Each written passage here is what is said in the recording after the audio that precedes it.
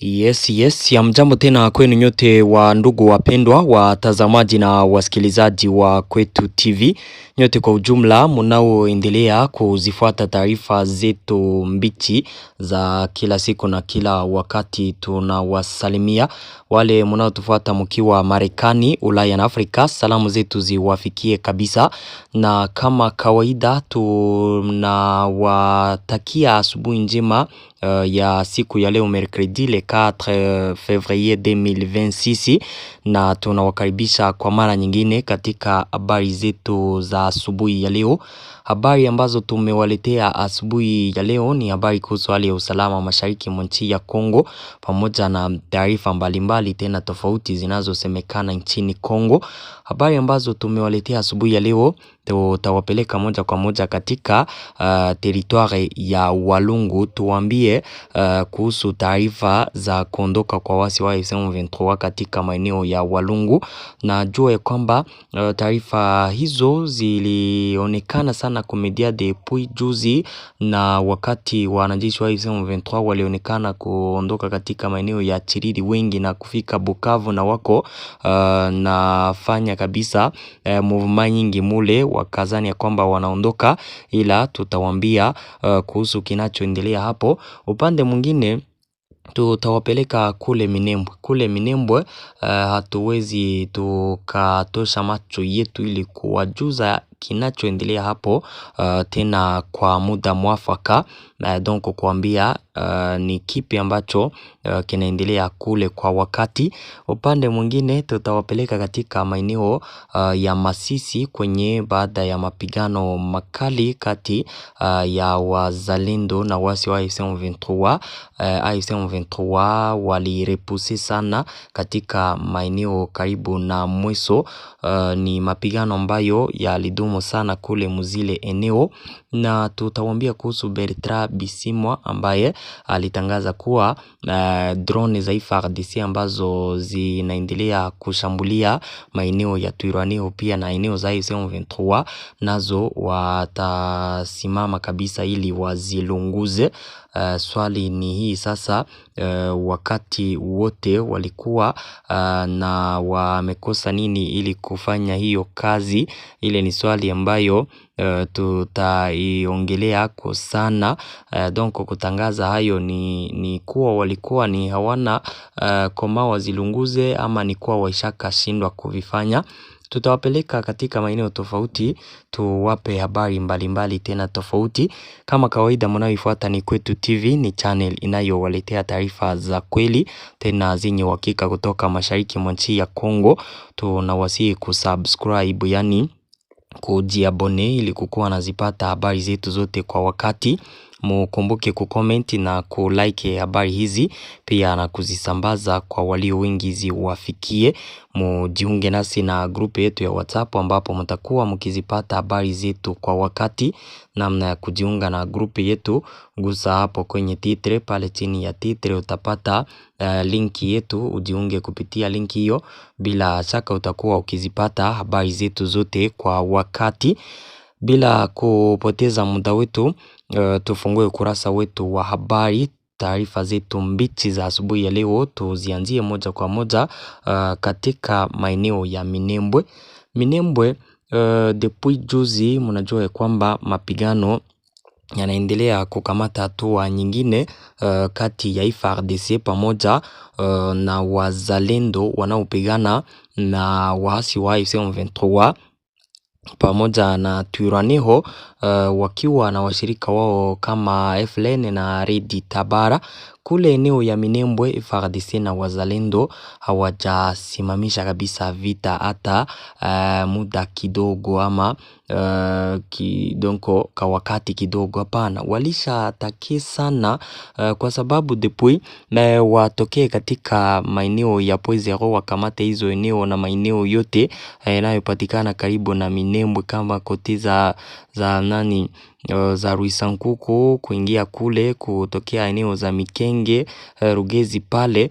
Hawajasimamisha vita pale FARDC na wazalendo.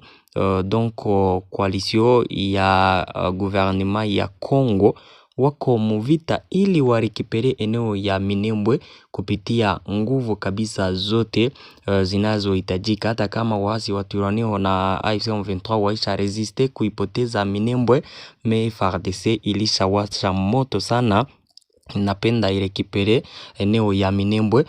Depuis juzi na wako na pigania katika eneo ya Minembwe. Toujours taarifa kamili tunazo kutoka hapo, wanatuambia kuwa waasi wa Twirwaneho na AFC M23 wanaendelea kuresiste pale musite ya Minembwe, wakati FARDC na wazalendo nao wangali wakiatake kutokea maeneo za lantoro ya site ya Minembwe ama ile agglomeration kabambi ya Minembwe.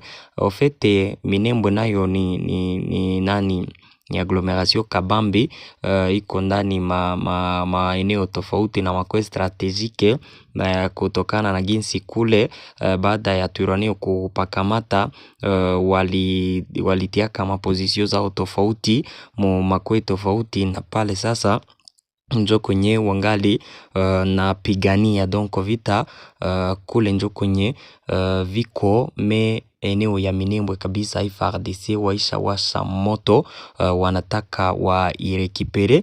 AFC M23 na Twirwaneho nao waisha resiste sana katika eneo ya Minembwe, na kinachoacha wana resiste ni iki watu wanaojua katika eneo zile.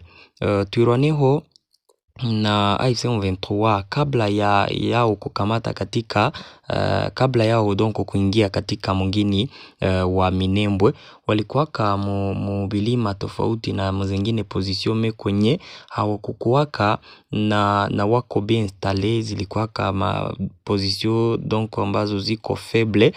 Wakati waliingiaka sasa mu Minembwe na kufanikiwa kuavanse kidogo, walianza kujenga nguvu zao katika eneo ya Minembwe, na ndio maana mlionaka wakati walipigwa kapo 0 mpaka maeneo ya nyuma vilima vya Ruhua, ukapigwa mpaka kufika pale Minembwe, kulionekana ka resistance sana kutokana na pale kwingine kwenye walipiganaka. Na nasema kuwa pale sasa Minembwe kuko resistance, kulikuwa ka nguvu zao sana, ndio maana walifikaka pale nao tena wakafunga mire kabisa FARDC, ikabakia uzalantoro na wako na shambulia katika eneo ya Minembwe mapozisio tofauti, na wanaweza resiste pale na hawako natoka ndani. Ni kwa sababu pale kulikuwaka nguvu. Wakati waasi hao walikamataka eneo hizo, mnajua kulikuwaka dossier ya usaliti kule, kwa sababu eneo ya Minembwe ilikamatwaka na Twirwaneho, kama nakumbuka ilikuwaka mwezi ya 3 ya mwaka jana. Na wakati wa vita hizo wale viongozi wa moja wa FARDC wenyewe walikuwa kule, usaliti ukawa ulifanya kazi huko, silaha mingi zikakamatwa katika maeneo ya Minembwe. Nadhani mnakumbuka katika hizo siku silaha hizo mingi mapozisio tofauti ya FARDC wakakutana ndani vifaa vya mingi vile wakavitumikisha, na wako na jinstale bie kule monani mweneo zile za Minembwe, na sana sana pale Minembwe, kwa sababu njo kwenye tutasema kwamba kulikuwa kabazi arriere ya zingine pozisio zao tofauti zenye walikuwa kanazo mbele mu maeneo ya Rugezi, Mikenge na kule Pwenze hao kwenye walikuwa kana walishafika. Sasa kitu ambacho kiko na endelea pale Minembwe, FARDC na wazalendo nao waisha kataa kuwapa muda hata kidogo wa kupumzika wale wa Twirwaneho na AFC M23, kwa sababu ile Minembwe njo kwenye nao wako na nguvu, na ndio maana yosha resiste pale. Kuendelea kuwasha moto kwa asubuhi na mchana kwa AFC M23 plutôt kwa FARDC zidi AFC M23 na Twirwaneho pale Minembwe, kutaacha na deja nguvu nguvu pale zinawaishia, na baada ya kuisha pale deja itakuwa na ni mwisho wao, kwa sababu hakuna zingine position wanazo kule nyuma zenye ziko na nguvu kama eneo ile ya Minembwe. Donc kinachoendelea kwa machache ni hicho. FARDC na wazalendo kabisa wanaendelea kuwasha moto kwa waasi hao na Twirwaneho, wakitaka kuirekipere eneo hiyo kupitia kabisa offensive ya kuanzia vendredi, kwa sababu njo kwenye walianzaka vita ya kusonga mbele. Samedi wakaavance mapoint 0, dimanche wakaendelea kuavance, na mpaka kwa sasa wakawa waishafika pale. Tuendelee na habari zetu, tukiachana na maeneo ya Minembwe, tuambie kuhusu taarifa za kuondoka kwa waasi wa M23 katika territoire ya Walungu, mkiwemo Walungu Centre na kwingineko, wakiwa walikuwa wameonekana kuondoka pale wakienda maeneo ya Bukavu. Haikukwaka kuondoka kwao, ilikuwaka kama kufanya tena redeployment katika maeneo ya Walungu, waziache eneo moja ama position moja wajiinstale mzingine. Haya waliyafanyaka mu plaine de Ruzizi, kama mko nakumbuka, wakati waliondokaka mu Uvira wakafika Musange. Kuna siku mwile semaine passée hayo yalifanyikaka, wanajeshi wengi wakaonekana kutoka mu parti moja kule Mukaziwa kwanza njo kwenye bilikuwaka, wamoja wakaondoka Kaziwa Centre wakaelekea mzingine position, wengine wakaondoka mzingine maeneo za kule karibu na maeneo ya Luvungi, wakaonekana kupanda katika milima. Donc kule population wao pale mu masite ama mu village wakazani kwamba wanaondoka, kumbe na wako nafanya redeployment mu territoire ya Walungu. Nayo ilikuwa kavile wakati wa kuondoka kwao katika maeneo ya Luhihi, kwanza wakaonekana wameenda, waliendaka kujinstale mzingine eneo, na wakati waliondokaka Chiriri, kama mko nakumbuka, ilikuwaka juzi pale Bukavu, walifikaka pale, na walichokifanya ikakuwa changement ya wanajeshi wanaotoka kufro ya Walungu kubakia pale Bukavu, wengine wakarejea kule kufro. Haikukwaka kuondoka kwao, ilikuwaka redeployment. Wale waliotokaka kule mu Walungu walifikaka Bukavu, wengine wakaenda kule. Haikukwaka kusema kwamba wanaondoka katika maeneo ya Walungu, wanatoka ndani. Na hizo habari nadhani kwamba mulizipata, na kuna wengi ambao mpaka kwa sasa wanaendelea kuzania kwamba na Walungu hakuna waasi wa M23 waisha toka ndani, kutokana na habari zenye zinashindaka kwa marezo sosio sana. Na pale sasa tunawambia kuwa kuna kuondoka kwa M23 katika Walungu, bado hawajaondoka ndani, wangali ndani. Na siku hiyo nadhani nakumbuka habari zilipitaka kumedia sana marezo sosio na Bukavu waisha ondoka, hawakuondokaka. Taarifa tunazo ilikuwa tu kufanya redeployment. Wale wanajeshi wamoja wanaondoka mu defenses moja, wengine wanaokipe zingine, wamoja wanarudia nyuma, wengine wenye walikuwa nyuma wanaenda mbele. Taarifa zetu zinaendelea kama kawaida, tumewaletea habari mbichi kabisa. Jana kulikuwa na mapigano yakaripotiwa musheferi ya Bwito mu territoire ya Ruchuru, katika kijiji cha Kanyangohe pamoja na Kivuma. Maeneo haya yako mu mikono ya wazalendo, AFC M23 jana iliwaatake ili iwarepuse, iwaondoe katika eneo hizo, iziokipe. Na mnaokumbuka vizuri, katika taarifa za siku chache za semaine passée, kule kulikuwaka kukiripotiwa tena mapigano. Wanajeshi wa AFC M23 walitokea katika site ya Mweso, wakatakie vijiji hivyo viwili vinavyomilikiwa na wazalendo. wakapigana sana. Mapigano hayo yakaendelea kuwa ya kudumu. Ilipofika saa za après-midi kuanzia 14h, hali ikarejea kuwa ya utulivu. Puis wakati ilifika tena 18h30 minute na deja 19h inakaribia, tena kukaripotiwa mashambulizi kule ambayo ya kudumu sana. Wakati waasi wa AFC M23 walikuwa wameshindwa mufro ya kule na wako narudia nyuma, walienda na wako na shambulia vijiji hivyo kwa mbali, na njo mashambulizi yenyewe alisikika mena iko tena offensive.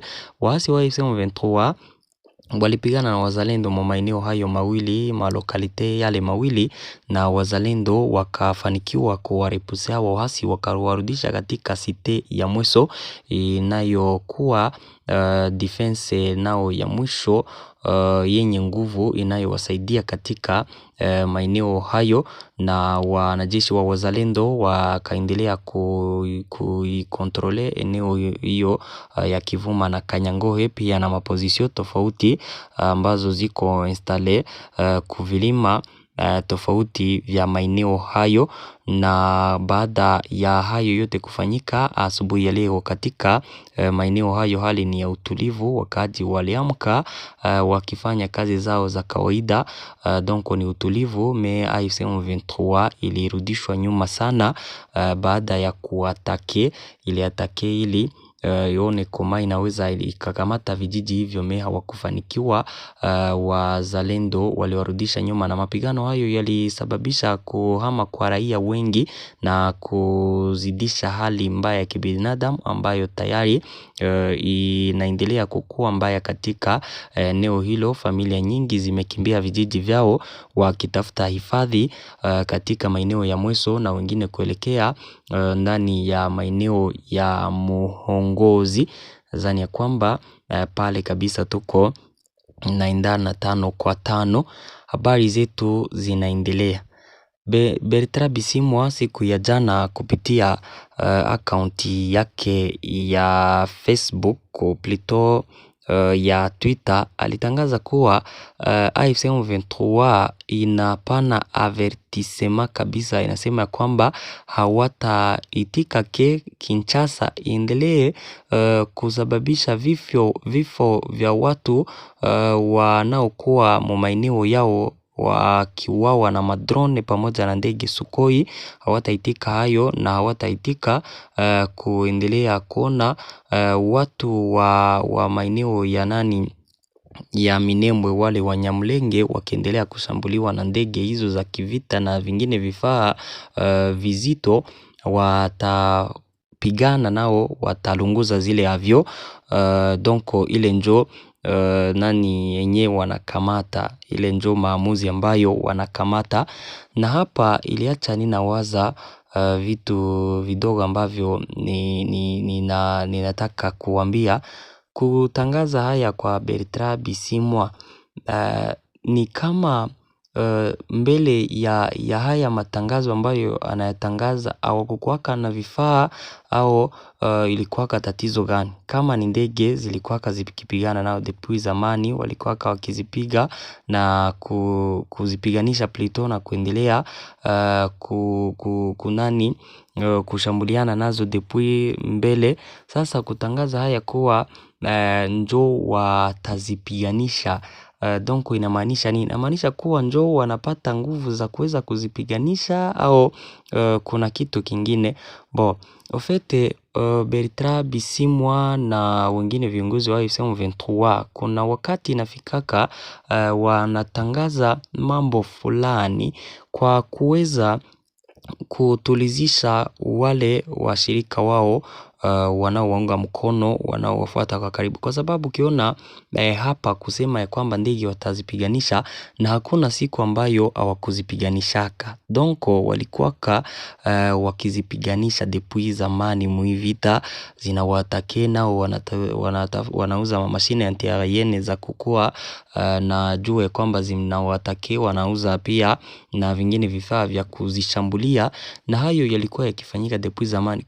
Kutangaza haya ni kama kuambia watu wawe kwamba vita wataiweza, kwa sababu aujourd'hui maeneo ya Sud Kivu wako napigwa. Ni kutaka kuonesha watu wao ya kwamba vita hii wataiweza, ndege zenye ziko natumika watazishambulia. Ni kutaka kuwapa morale watu wa kwao, acha niseme hiyo, kusema kuwa leo wameamua kupiganisha ndege, watazishambulia mpaka pale kwenye baze zao ziko, kwa sababu njo vile alisema kwamba zile avyo watazishambulia, watazilunguza mpaka kufika pale kubaze zao. Iko kusema kuwa walikuwa na shambuliana nazo na kupigana nazo, walikuwa na zipiganisha mais aujourd'hui, kwa sababu mambo yaisha kuwa hatari kwao, wako napigwa kule Sud Kivu, Minembwe na Uvira depuis depuis le 20 kama niko wakumbuka. Mambo kabisa si mazuri kwao katika Sud Kivu.